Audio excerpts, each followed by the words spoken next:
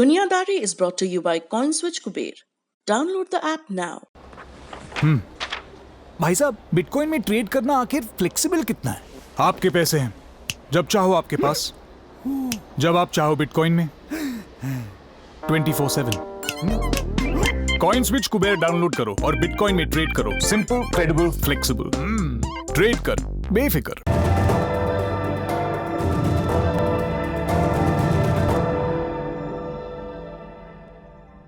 तथ्य बनाम कल्पना, सत्य बनाम अफवाह। आज का एपिसोड इन्हीं दो वर्सेस की चुनौती है। हमें जानकारी को चाल कर फैक्ट और फिक्शन अलग करना है, ईमानदार चिंताओं और मास हिस्टीरिया में फर्क करना है। हम ये डिस्क्लेमर आपको क्यों दे रहे हैं? क्योंकि हम आज बात करने जा रहे हैं यूएफओज की। यूएफओ यानी अनआइडेंटिफाइड फ्लाइंग ऑब्जेक्ट। हम में से कई लोग इसे उड़न तश्तरी भी कहते हैं। क्या यूएफओ सचमुच होते हैं? क्या ये खतरनाक हैं? क्या राष्ट्रीय सुरक्षा को इनसे खतरा है? या यूएफओ से जुड़ी बातें महज गप्पबाजी और भ्रांति हैं? क्या कल्पना के इस ढेर में कुछ भी वास्तविक और गंभीर नहीं है? अगले कुछ दिनों में हमें इन सवालों से जुड़ी कुछ ठोस जानकारियां मिलने वाली हैं। अमेरिकी रक्षा मंत्रालय यूएफओ पर अपनी एक रिपोर्ट जारी करने वाला है। 2 रोज पहले यानी 16 जून को अमेरिकी रक्षा और खुफिया विभाग के कुछ अधिकारियों ने कुछ सांसदों को इस रिपोर्ट पर ब्रीफिंग दी। इस ब्रीफिंग के बाद कुछ सांसदों का बयान भी आया। उनका कहना है कि उन्हें पेंटागन की इस रिपोर्ट के बारे में जो पता चला है वो बेहद परेशान करने वाला है। एक सांसद ने कहा कि यूएफओ के फ्रंट पर कुछ ऐसा हो रहा है जिसे हैंडल करना फिलहाल मुमकिन नहीं दिखता। क्या है ये पूरा मामला? विस्तार से बताते हैं। नमस्ते, मेरा नाम प्रतीक्षा है और आप देख रहे हैं अंतर्राष्ट्रीय प्रसंगों से जुड़ा हमारा कार्यक्रम दुनियादारी।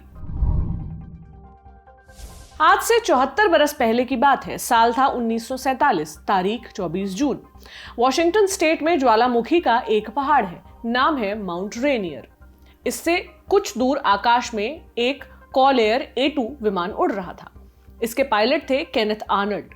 दोपहर के करीब 3 बजे का वक्त था। विमान उड़ाते हुए बीच आकाश में आर्नल्ड भाई साहब ने एक तेज चमकदार सी रोशनी देखी, मानो प्रकाश का एक बेहद चमकीला टुकड़ा किसी आईने से टकराकर आंख को चकाचौंध कर गया। आर्नल्ड को समझ नहीं आया कि रोशनी आई कहां से। कुछ ही सेकंड बीते थे कि आर्नल्ड का अपनी बाईं दिशा से उसी तरह के और फ्लैशेस दिखे। गौर किया तो पाया कि माउंट रेनियर के नजदीक आसमान में कुछ चीजें उड़ रही हैं। गिनती गिनी 9। एक श्रृंखलाबद्ध फॉर्मेशन में 9 ऑब्जेक्ट्स आसमान में उड़ रहे थे। वो तेज रोशनी उन्हीं उड़ती हुई चीजों से आ रही थी। बकौल आर्नल्ड, वो ध्वनि की गति से 3 गुना तेज उड़ रही थी। क्या ये कोई विमान थे? आर्नल्ड को विमान नहीं लगे, क्योंकि उन उड़ने वाली वस्तुओं की बॉडी विमानों जैसी नहीं थी। उनका आकार बूमरैंग जैसा था। बूमरैंग जानते हैं ना? कुछ धनुष के आकार में लकड़ी का एक टेढ़ा सा टुकड़ा। उसे सही से फेंको तो लौटकर वापस आपके ही पास आता है। उन उड़ने वाली चीजों की मूवमेंट देखने से आर्नल्ड को लगा मानो आसमान में तश्तरियां उड़ रही हैं। आर्नल्ड ने इस प्रकरण के बारे में लोगों को बताया। बात फैल गई, मीडिया को भी खबर लगी। इस घटना के 2 रोज बाद यानी 26 जून 1947 को शिकागो सन नाम के अखबार ने एक खबर छापी। इसकी हेडिंग थी, supersonic flying saucers sighted by Idaho pilot. Speed estimated at 1200 miles an hour. When seen 10,000 feet up near Mountain Rainier. बस यहीं से चल निकला वो फ्लाइंग सॉसर्स का टर्म, जिसका हमारे यहाँ हिंदी अनुवाद हुआ उड़न तश्तरी। माना जाता है कि आर्नल्ड के दावे के साथ ही एलियन ऑब्जेक्ट्स देखे जाने का ये आधुनिक काल शुरू हुआ। इसके बाद तो ऐसे प्रकरणों की बाढ़ आ गई। 1947 का साल खत्म होते होते अकेले अमेरिका में इस तरह के 800 से ज्यादा प्रकरण रिपोर्ट हुए। बहस शुरू हो गई कि क्या ये दूसरे ग्रह के वासी धरती के दौरे पे आते हैं? क्या ये मुमकिन है? इस सवाल का ठोस जवाब तो खगोल शास्त्री और वैज्ञानिक ही दे सकते थे। उन्होंने क्या कहा? साइंटिस्ट कम्युनिटी की मोटामाटी राय ये थी कि उड़न तश्तरी की बातें बेबुनियाद हैं, ऐसा कुछ नहीं है। क्यों? क्योंकि उनके मुताबिक ऐसा कुछ हो ही नहीं सकता। कहा गया कि कभी बादल देखकर, कभी वेदर बलून देखकर, तो कभी ऐसी ही किसी गलतफहमी से लोगों को यूएफओ का आभास हुआ होगा। जब यूएफओ साइटिंग्स के मामले बढ़ने लगे तो इसके पीछे कल्पनाशीलता, मास हिस्टीरिया, सम्मोहन, कॉन्स्पिरेसी थियोरी में दिलचस्पी, पॉपुलर होने की चाहत जैसी कई वजहें गिनाई जाने लगी। ये तो हुई वैज्ञानिकों की राय। अब बात करते हैं सरकारों की। क्या उन्होंने भी इसे खारिज कर दिया? अब यहां एक चीज गौर कीजिएगा, ये जिस दौर की बात है तब कोल्ड वॉर शुरू हो चुका था। सोवियत और अमेरिका गुट दोनों हथियार और तकनीक में एक दूसरे को छकाना चाहते थे। दोनों के आगे अपने इलाके सुरक्षित करने की भी चुनौती थी। दोनों को डर था कि कहीं सामने वाला उनके इलाके में घुसपैठ करके कोई चालाकी या बदमाशी ना करे। ऐसे में जब आसमान में उड़ने वाली अज्ञात चीजों को देखे जाने की खबरें बढ़ी तो किसी भी पक्ष के लिए इसे अनदेखा करना मुमकिन नहीं रहा। अमेरिका को लगता कहीं सोवियत ने कोई बेहद एडवांस्ड विमान तो नहीं बना लिया। यही शक सोवियत को भी होता अमेरिका पर। सितंबर 1947 में यानी आर्नल्ड के दावे के 3 महीने बाद ये चर्चा इतनी बढ़ गई कि अमेरिका वायुसेना के अंदर खाने में भी बातें होने लगी। तब यूएस एयरफोर्स में एक अधिकारी थे, लेफ्टिनेंट जनरल नैथन एफ ट्वाइनिंग। सितंबर 1947 में उन्होंने आर्म्ड फोर्सेस के कमांडिंग जनरल को एक मेमो भेजा। इसमें लिखा था कि ये जो आसमान में रहस्यमय चीजें देखे जाने की चर्चा है वो काल्पनिक नहीं, सच है। मेमो में आगे कहा गया कि मुमकिन है किसी दुश्मन देश ने कोई अविश्वसनीय सी विमान टेक्नोलॉजी इजाद कर ली हो, ऐसी तकनीक जिसकी हम फिलहाल कल्पना भी नहीं कर सकते। क्या हुआ इस मेमो का नतीजा? इसके बाद अमेरिका ने एक गोपनीय प्रोग्राम शुरू किया। इसका नाम था प्रोजेक्ट साइन। इसका मकसद था उड़न तश्तरियां देखे जाने के रिपोर्ट्स की पड़ताल करना। विषय को लेकर इस प्रोजेक्ट के अधिकारी एक मत नहीं थे। कुछ को लगता था मुमकिन है उड़न तश्तरियां एलियंस की हो, वहीं कुछ को लगता था कि यह सब गलतफहमी का नतीजा है। अब आते हैं 1948 के साल पर। आर्नल्ड वाले प्रकरण को एक साल बीतते बीतते एक और बड़ी खबर आई।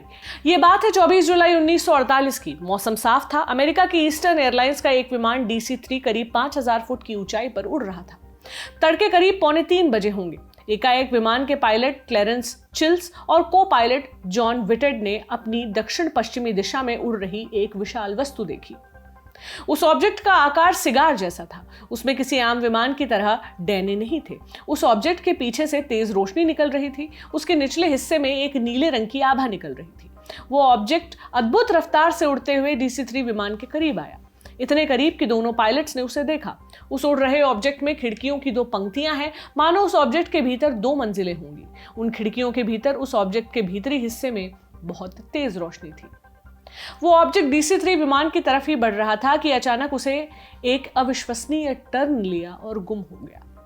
ये घटना उन दोनों पायलट्स ने ही नहीं देखी। विमान पर उस समय कुल 20 पैसेंजर्स सवार थे, उनमें से 19 सोए हुए थे। क्लेरेंस मैक्लाइव नाम का एक यात्री जगा हुआ था। उसने भी वही बात कही जो विमान के दोनों पायलट्स ने कही थी। इस फ्लाइंग ऑब्जेक्ट को वहां से गुजर रहे एक और विमान के पायलट ने भी देखा था। जमीन पर भी कुछ लोग इस साइटिंग के चश्मदीद थे। पूछताछ के दौरान सभी ने कमोबेश एक सी ही बातें कही। यह पहली दफा था जब किसी ने उन अज्ञात फ्लाइंग ऑब्जेक्ट्स को इतने करीब से देखा था। इस घटना पर शोर मच गया। 25 जुलाई 1948 को द अटलांटा कॉन्स्टिट्यूशन अखबार ने इस प्रकरण पर छापी गई अपनी रिपोर्ट की हेडिंग दी, Atlanta pilots report wingless sky monster. हमने आपको 1947 में घटित प्रोजेक्ट साइन के बारे में बताया था। उसके जांचकर्ताओं ने इस प्रकरण की भी जांच की। उन्होंने अपनी फाइंडिंग्स का ब्यौरा फाइल किया। इस टॉप सीक्रेट मेमो का नाम था एस्टिमेट ऑफ द सिचुएशन। क्या था इसमें? इसमें फ्लाइंग ऑब्जेक्ट्स के दूसरे ग्रह से आने की अवधारणा पर बात की गई थी। इसके बाद भी फ्लाइंग ऑब्जेक्ट्स देखे जाने के दावे नियमित रूप से आते रहे, मगर ज्यादातर दावे अपुष्ट थे। लेकिन जुलाई 1952 में एक ऐसी घटना हुई जिसे कईयों ने देखा, जिसे नकारा जाना मुमकिन नहीं था। ये बात है 22 जुलाई 1952 की। इस रोज न्यूयॉर्क टाइम्स में एक खबर छपी। इसकी हेडिंग थी, flying objects near Washington spotted by both pilots and radar, air force reveals reports of something perhaps saucers. ये उड़न तश्तरियां व्हाइट हाउस की हवाई सीमा में घुस आई थी। ब्यौरा देते हुए टाइम्स ने अपनी रपट में लिखा था, वायुसेना ने आज रात खुलासा किया कि उन्हें राजधानी में अज्ञात फ्लाइंग ऑब्जेक्ट्स की विजिट की रिपोर्ट मिली है। ये फ्लाइंग ऑब्जेक्ट्स आसमान में ऊपर नीचे कूदती सी चल रही थी। वॉशिंगटन नेशनल एयरपोर्ट के एयर ट्रैफिक कंट्रोल सेंटर ने भी इसकी पुष्टि की। सेंटर ने बताया कि पिछले शनिवार उनके रेडार ने करीब 8 अज्ञात फ्लाइंग ऑब्जेक्ट्स को नोटिस दिया। कैपिटल एयरलाइंस फ्लाइट 807 के पायलट ने भी पिछले शनिवार की रात करीब 3:15 बजे 7 फ्लाइंग ऑब्जेक्ट्स को नोटिस किया। विमान के पायलट का कहना है कि उससे पहले लगा कोई तारा टूट कर गिर रहा है। बाद में गौर करने पर समझ आया कि वो अज्ञात चीजें बेहद तेज गति से हॉरिजॉन्टली उड़ रही थी। उन अज्ञात उड़ने वाली चीजों का व्हाइट हाउस एयर स्पेस में घुसना गंभीर घटना थी, मगर सेना इस मुद्दे को सार्वजनिक तौर पर तवज्जो नहीं देना चाहती थी। उसने शुरू में इसे डाउन प्ले किया, लेकिन पब्लिक प्रेशर के चलते उसे जवाब देने सामने आना पड़ा। तब यूएस एयरफोर्स के डायरेक्टर ऑफ इंटेलिजेंस थे मेजर जनरल जॉन सैमफर्ड, उन्होंने एक बड़ी प्रेस कॉन्फ्रेंस की। इसमें उन्होंने कहा, एक अज्ञात फ्लाइंग ऑब्जेक्ट से जुड़ी एक बहुत सारी रिपोर्ट्स आ रही हैं। इसका एक हिस्सा विश्वसनीय ऑब्जर्वर्स के मार्फत आया है। उनके द्वारा दी गई जानकारियां हैरत अंगेज और कल्पना से परे हैं। क्या इसके बाद अमेरिकी सेना और प्रशासन ने इस मसले को गंभीरता दी? जवाब है हाँ। 1953 में अमेरिकी खुफिया एजेंसी CIA ने इस मामले से डील करने के लिए विशेषज्ञों की एक खास कमेटी बनाई। इस कमेटी के मुखिया थे भौतिकी शास्त्री हार्वर्ड P. रॉबर्टसन। उन्हीं के नाम पर यह कमेटी रॉबर्टसन पैनल कहलाई। इस कमेटी का काम आसान नहीं था। ये चाहते थे कि अज्ञात फ्लाइंग ऑब्जेक्ट से जुड़े राष्ट्रीय सुरक्षा के खतरों को गंभीरता से डील किया जाए। इसके लिए तथ्य और अफवाह को अलग अलग करना जरूरी था। मगर यहाँ एक बड़ी परेशानी थी। उड़न तश्तरी देखे जाने के दावों की बाढ़ आ गई थी। सारे दावे सही नहीं थे। हर दावे की पड़ताल करना बहुत पहाड़ काम था। आशंका थी कि कहीं अफवाहों के समंदर को टटोलते टटोलते असली वाकये अनदेखे न रह जाएं। इसके लिए कोशिश की गई कि जनता का ध्यान उड़न तश्तरियों से जुड़ी अफवाहों और कंस्पिरेसी थ्योरीज से हटाया जाए। इस काम में मीडिया और सरकारी प्रचार तंत्र की मदद ली गई। इसी कैंपेन के चलते 1966 में CBS चैनल पर एक खास प्रोग्राम प्रसारित करवाया गया। इसका नाम था UFO फ्रेंड, फो और फैंटेसी। इसमें बताया गया कि UFO सत्य नहीं, कल्पना है। एक तरफ जहां UFO की अवधारणा को पब्लिकली हतोत्साहित किया जा रहा था, वहीं भीतर भीतर सेना इस पर पर्याप्त चिंतित थी। UFO साइटिंग्स की रिपोर्ट को दर्ज किया जा रहा था। यह हो रहा था प्रोजेक्ट ब्लू बुक के अंतर्गत। इसमें दर्ज UFO साइटिंग्स के तकरीबन 90% दावे अफवाह या गलतफहमी पाए गए। कई लोग तो ऐसे थे जिन्होंने अमेरिका के गुप्त विमान मसलन U-2 स्पाई प्लेन और SR-71 ब्लैकबर्ड को देखा था और उन्हें UFO समझ लिया था। मगर कम से कम 5% दावे ऐसे थे जो अनसुलझे रह गए। उन्हें ना तो अफवाह कहा जा सकता था, ना गलतफहमी। वो बस समझ से परे थे। सरकार और सेना चाहे जितनी भी कोशिश कर रही हो, मगर UFO से जुड़ा मास हिस्टीरिया थमने का नाम नहीं ले रहा था। UFO में यकीन करने वालों के लिए अलग टर्म चल निकला, वो यूफोलॉजिस्ट कहे जाने लगे। ये लोग एक से एक सनसनीखेज दावे करते, मसलन रॉसवेल इंसिडेंट। ये क्या माजरा है? यूफोलॉजिस्ट के मुताबिक 1947 में गर्मियों में एलियंस का एक स्पेसशिप न्यू मैक्सिको के पास रॉसवेल में क्रैश हो गया। इसके भीतर एलियंस के शव मिले। अमेरिकी सरकार एलियंस की टेक्नोलॉजी समझना चाहती थी, इसलिए तत्कालीन राष्ट्रपति हैरी एस ट्रूमैन ने इसे टॉप सीक्रेट रखा। इसे कवर अप करने का जिम्मा दिया गया मैजेस्टिक 12 नाम के एक सीक्रेट सरकारी संगठन को। आगे चलकर केनेडी राष्ट्रपति बने। उनका कथित तौर पर एक्ट्रेस मर्लिन मुनरो से अफेयर था। मर्लिन की असमय मौत हो गई थी। वजह थी दवा की ओवरडोज। मगर यूफोलॉजिस्ट ये नहीं मानते। उनके मुताबिक केनेडी ने मर्लिन को रॉसवेल इंसिडेंट का राज बता दिया, इसलिए मर्लिन को अपनी जान गंवानी पड़ी। उन्हें रास्ते से हटा दिया गया ताकि ये राज कभी लीक न हो सके। इस तरह की अनंत अफवाहें हैं। चटपटी गॉसिप और कंस्पिरेसी थियोरीज के चलते UFO एक सस्ता प्रसंग बनकर रह गया। इसकी बात करने वाले उपहास के पात्र बन गए। ऐसा माहौल बन गया कि UFO पर गंभीरता से बात करने का स्कोप ही नहीं रहा। लोग सोचते इसकी बात करेंगे तो हमारी साख खत्म हो जाएगी। जनता की एक खास कैटेगरी होती है, ऐसे लोग जो एरिया 51 पर दिमाग खपाते हैं, कहते हैं मून लैंडिंग फेक थी। UFO इसी बिरादरी का एक कैरेक्टरिस्टिक बनकर रह गया। इतना कुछ बताने के बाद आते हैं अपने मूल सवाल पर। हम ये प्रसंग आज क्यों उठा रहे हैं? क्योंकि अमेरिकी रक्षा मंत्रालय इस पर अपनी एक रिपोर्ट लाने जा रहा है। पेंटागन की इस रिपोर्ट पर काफी उत्सुकता है लोगों में। क्या खास है इस रिपोर्ट में? खास है इसे एड्रेस करना, इस पर बात करना, क्योंकि ये एक टैबू टॉपिक है। इस पर गंभीरता से बात करना एक बड़ी चुनौती है। मगर जानकारों की माने तो एक चुनौती राष्ट्रीय सुरक्षा से जुड़ी चिंताएं भी हैं। यही वजह है कि इसकी अनदेखी नहीं की जा सकती। मगर अमेरिकी प्रशासन तो दशकों तक इस मुद्दे को हतोत्साहित करता रहा, तो अब इस पर रिपोर्ट लाने की जरूरत क्यों महसूस हुई? इसकी वजह है बीते सालों में हुई कुछ बड़ी घटनाएं। इनमें पहला जिक्र करेंगे 2004 की एक घटना का। अमेरिकी नौसेना का एक ग्रुप है निमित्ज करियर स्ट्राइक ग्रुप। नवंबर 2004 की बात है। इस ग्रुप का ट्रेनिंग प्रोग्राम चल रहा था। इसी दौरान नेवी के एक जहाज USS प्रिंसटन पर लगे एडवांस्ड स्पाई 1 रेडार ने कुछ अजीब सी मौजूदगी नोटिस की। रेडार की लॉगिंग के मुताबिक आसमान में करीब 80,000 फीट की ऊंचाई पर कुछ अज्ञात ऑब्जेक्ट्स मौजूद थे। ऐसे कुछ ऑब्जेक्ट्स की मौजूदगी समंदर की सतह पर भी रीड की गई। तकरीबन एक हफ्ते तक ये मौजूदगी नोटिस करने के बाद नेवी ने अपने एक काबिल कमांडिंग ऑफिसर को निरीक्षण के लिए भेजा। वो एक F-18 फाइटर जेट से रवाना हुआ। रेडार वाली लोकेशन के पास पहुंचकर अफसर ने देखा कि कोई चीज है जो बहुत तेजी से समंदर की सतह को मथ रही है। उसके ऊपर तकरीबन 40 फीट लंबा सफेद रंग का एक अंडाकार ऑब्जेक्ट मंडरा रहा है। वो ऑब्जेक्ट ऐसे बाउंस हो रहा था मानो कोई बॉल उछल रही हो। उस ऑब्जेक्ट में पंख नहीं थे, वो कैसे उड़ रहा था ये भी समझ नहीं आ रहा था। मौके पर भेजे गए नेवी के 2 और पायलट्स ने इस घटना की पुष्टि की। उन लोगों ने जब उस ऑब्जेक्ट का पीछा करने की कोशिश की तो वो बेहद तेज रफ्तार से गायब हो गया। ये घटना निमित्ज एनकाउंटर के नाम से चर्चित है। इससे जुड़ी 1 मिनट 16 सेकंड की एक वीडियो क्लिप इंटरनेट पर लीक भी हुई। 2018 से 2020 के दौरान ऐसी कई विश्वसनीय घटनाएं रिपोर्ट हुई। इनमें से कुछ घटनाओं से जुड़ी तस्वीरें और वीडियोस इंटरनेट पर लीक भी हुए। अमेरिकी रक्षा विभाग ने इसकी सत्यता भी मानी। ऐसी ही घटनाओं के मद्देनजर रक्षा विभाग को इन मामलों की विस्तृत जांच करने की जरूरत महसूस हुई।